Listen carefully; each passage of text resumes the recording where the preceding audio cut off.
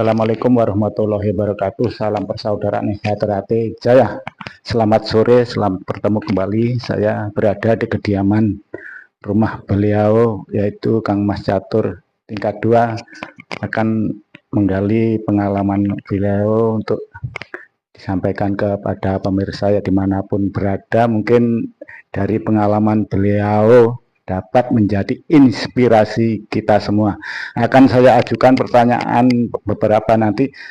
Saya pernah membaca tulisan Kang Mas Catur yang menyebutkan bahwa pada suatu saat kita akan berterima kasih kepada seseorang yang pernah menyakiti hati kita. Mohon penjelasannya. Assalamualaikum warahmatullahi wabarakatuh. Salam persaudaraan Sejahtera Jaya.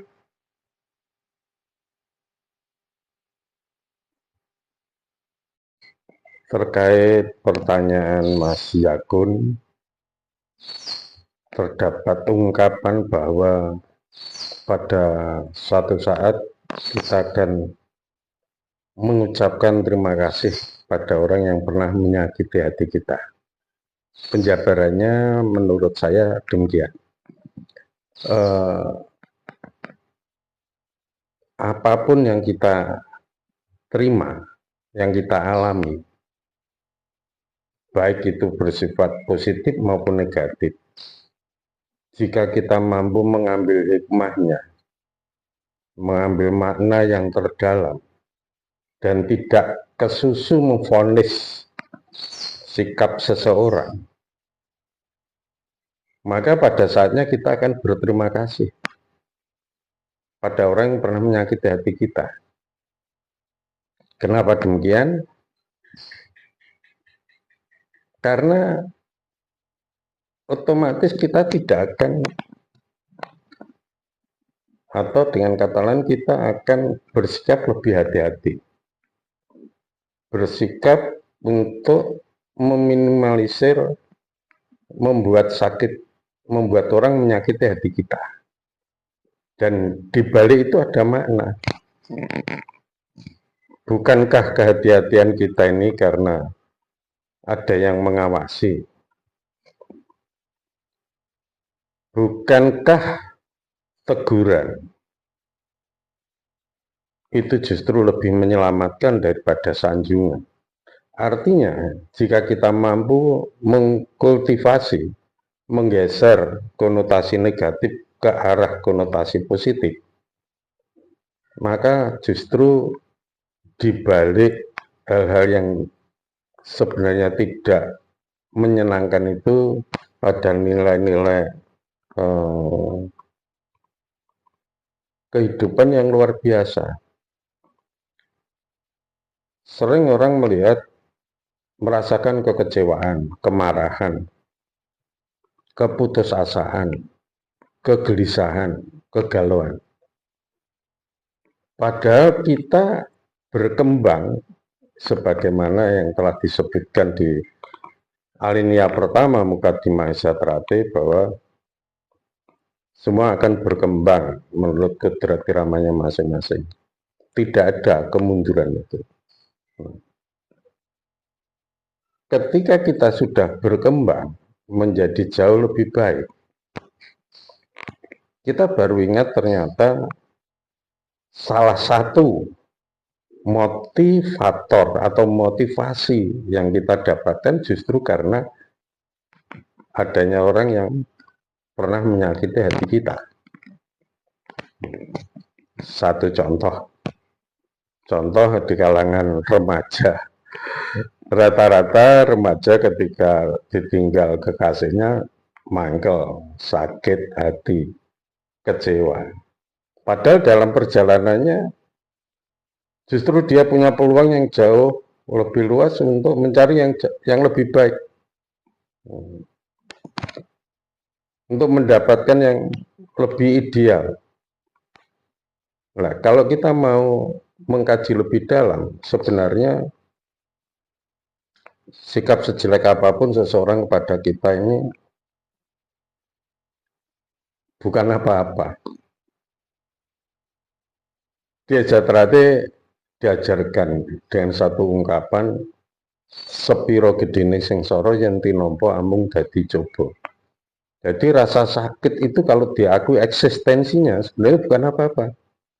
Tapi ketika kita menolak rasa sakit, kita justru akan merasakan sakit yang berkelamaan. Kita terima saja, jangan sampai kita merugi. Situasi sejelek apapun, kita mengumpat, kita menangis, kita tersenyum, toh tidak akan berubah. Maka satu-satunya yang perlu kita lakukan agar kita tidak merugi oleh situasi itu, ya kita mesem saja.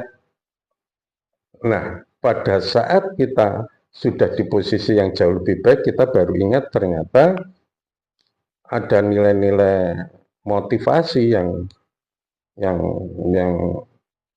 terpendam di balik sikap-sikap orang yang tidak menyukai kita. Itu pengertiannya, Mas Yagun. Terima kasih. Menurut Mas Datur, konsep tentang masalah itu bagaimana? Tolong dijabarkan. Inggih. Ajaran Esa yang pernah saya terima menyebutkan bahwa masalah itu adalah kekasih manusia yang paling setia.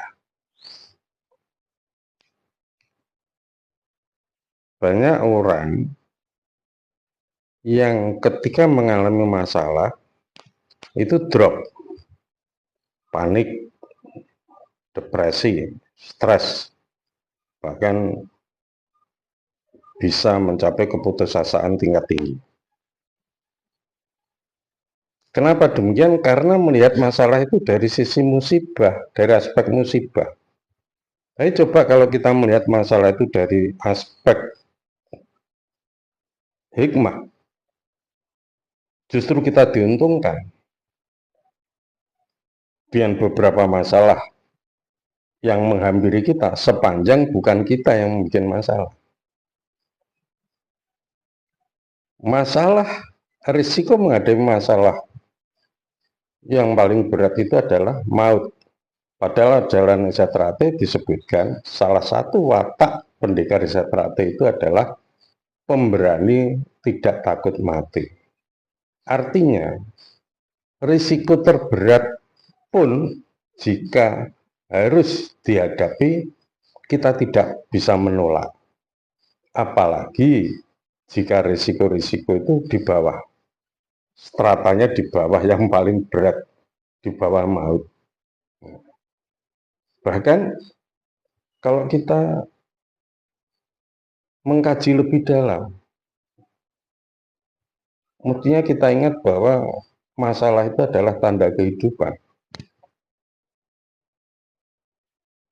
Kita berkembang, kita tambah pinter, kita tambah arif dan bijak, kita tambah dewasa, kita tambah matang jiwa kita tambah pengalaman, justru karena digelontor berbagai masalah. Tetap ada hikmah di balik semua masalah. Nah, kewajiban kita lah menggali hikmahnya. Sehingga bergeser ketika kita ngadepi masalah, kita harus mengumpat, kita harus stres, kita bahkan bisa depresi. Ketika begitu kita bisa melihat hikmah di balik masalah itu, justru kita mengucapkan syukur. Karena ada peningkatan dalam kehidupan kita. Dalam ajaran agama pun disebutkan Allah itu memberi beban seseorang sesuai dengan kemampuannya. Sehingga ketika masalah itu makin hari makin meningkat kualifikasinya, justru itu tanda bahwa semakin tinggi kepercayaan Allah kepada kita. Berarti naik level kita. Jadi dengan masalah kita tambah pinter, kita tambah pengalaman. Jadi apapun masalah yang kita hadapi, monggo kita lihat hikmahnya, tidak sekedar melihat musibah. Dengan demikian akan terjawab, terbukti bahwa sebagaimana yang diajarkan pada Setrate, masalah itu benar-benar kekasih kita yang paling setia. Terima kasih.